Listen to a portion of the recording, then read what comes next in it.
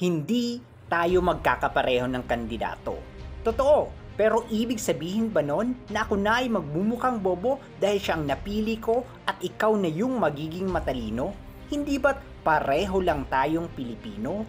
Huwag kang magalit sa akin porket hindi magkatugma ang ating gusto. Kaya nga merong tinatawag na halalan para tayo'y bumoto.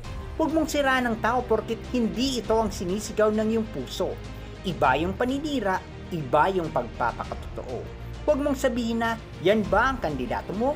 Walang modo, walang respeto, may pera pero walang talino, manloloko. Hindi naman kayang panindigan ang mga salitang ibinabato. Palagi na lang nakaupo, palaging nagbubuhat ng sariling bangko. Ngayon tatanungin ko kayo, kailan pa tayo nagkaroon ng politikong perpekto?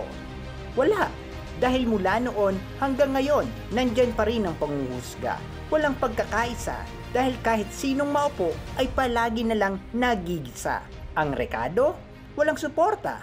Umaapaw na paninira. Punong-puno ng pamumuna. Kaya paano tayo mangunguna? Paano natin maiaangat itong bansa kung tayo rin mismo ang problema? Minsan iniisip ko kung ang iniisip ba talaga natin ay ang kapakanan nitong inang bayan o ang pagkapanalo lang ng kandidatong nakalagay sa ating listahan. Siya ang napili mo? Press! Hindi kita pagbabawalan dahil yan ang iyong karapatan.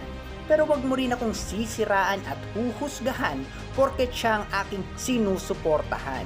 Palagi mong tandaan na kailanman ang pagbabago ay hindi natin masisirayan kapag ang pagiging utak talangka ay palagi na lang nating hahayaan. Wala akong binanggit na pangalan dahil kahit sino pa ang madaig sa halalan, Pilipinas pa rin ang dapat nating ipaglaban.